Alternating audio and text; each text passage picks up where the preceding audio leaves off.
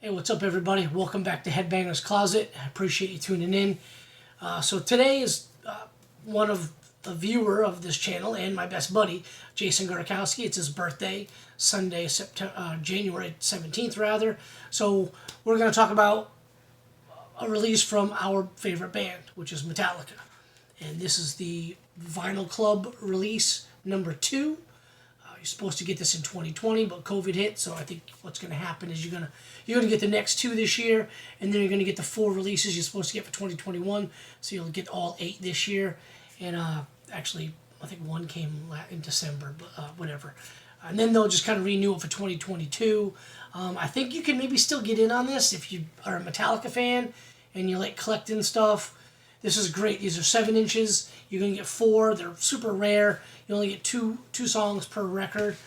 So get on it. I should have looked before I started this, so I wasn't sure, but I think you can still jump on it. And it's not that expensive either for what you get. So this one's entitled Motherload, and right off the bat when I opened it, I saw the ink blots, and I knew this had to be Load era, which I love the Load era. Anyway, so the album Load had all the psychological ink blots, like when the shrinks, what do you see on this ink blot? Tell me what you see. Basically, the entire album had a bunch of them. The singles, Until It Sleeps, King Nothing, Hero of the Day, and Bleeding Me, all had the ink blot designs on the cover of the CD and cassette singles. So just really cool design. So side A, you get Sabbath True Live. Side B, you get Whiplash Live, recorded September 10th, 1996 at the Croeg Bar in Brunissum, Netherlands. My copy is 6,438. This was the European version of the MTV's Motherload contest. Really, really cool contest. If you don't know about it, we'll explain a little bit. So I believe for here in the States, it was the summer of '95. I know it was the summer because I was down here in Georgia visiting my dad. So MTV would play the commercial. You'd call the 800 number. If you got through, there was a series of questions. You answered the questions. The only one I remember was the first one. The answer was Ozzy. It was what band took Metallica out on, or what artist took Metallica out on tour when they were in support of Master of Puppets. Answer was Ozzy. I got all the questions right. I was only able to get through like 2 or 3 times, but I got all the questions right. Then you give them your name and your address and phone number. And I remember later in the week getting, being real panicked. I was like, oh shit, I'm down here in Georgia, but the address and phone number I'm giving them is to Massachusetts. So I'm calling my mom like every night, hey, did I get a missed call? We didn't have an answer machine, so if she didn't answer the phone, it would just ring until they got sick of it ringing and hang up.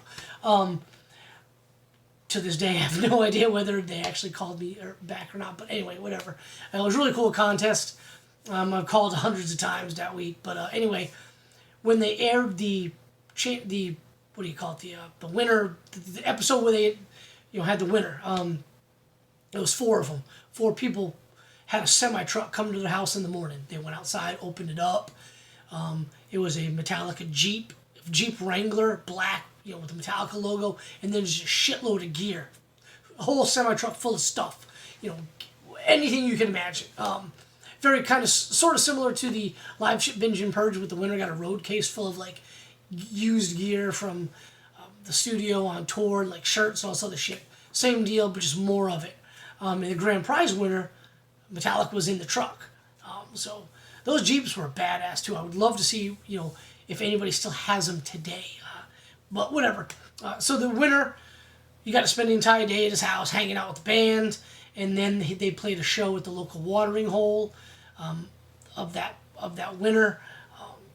Let's get a little dark here. So anyway, MTV aired it. They played like 3 or 4 songs, and then it cut to the credits. There was like the winner got to play with the band. His friends got to play with the band.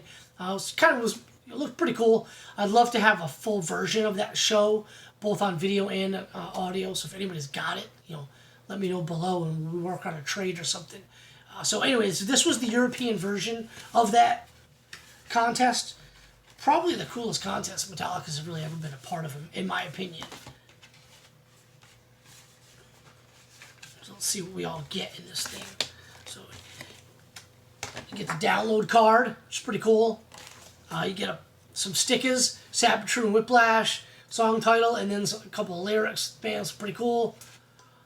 The inner sleeve is cool. You got James and Lars, his Mother Lode, Kirk and Jason.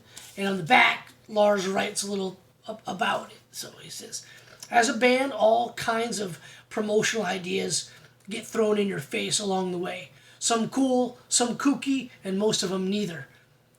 When we found ourselves playing the Kroeg Bar in Brunssum, Holland in the fall of '96 on a day off on the Poor Touring Me tour, it was a culmination of the European version of A Cool One, a contest we had collaborated with MTV in America on a few months earlier.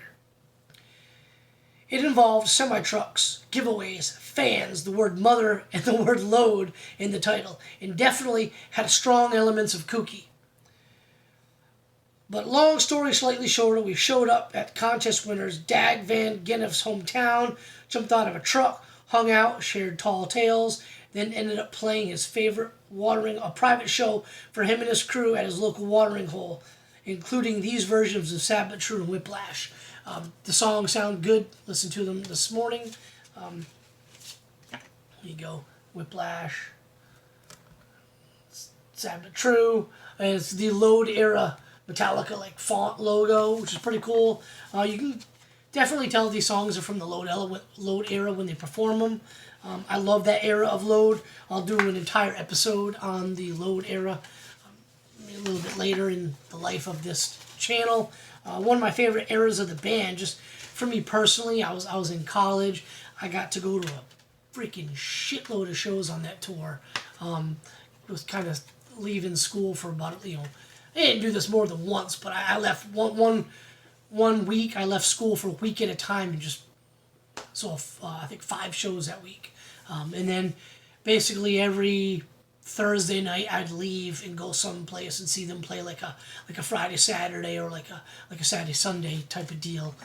Anyway, we'll do an episode on that later on. But this is a really cool release. Like I said, jump on it if you can still get up on there and sign up. They're really cool, super rare. I don't know how many are made. The first one was like 15,000. This one's slightly, shorter, 6,438. But they're really cool. I highly recommend, if you're a fan, checking them out. And I also recommend liking and subscribing this page. Comment below if you are a member of the Vinyl Club. What do you think of it? What do you think of the first 2 releases so far? If you let me also know what you think of the Load era, the album, subsequent tour, the whole whatnot of that era. Really appreciate the comments. I try to respond to them all, and I appreciate everybody liking and subscribing it. If you don't, hey, no worries. It's a free country. So, but anyway, without further ado, we'll get back at you guys this weekend with a new episode. Until then, cheers. Take care.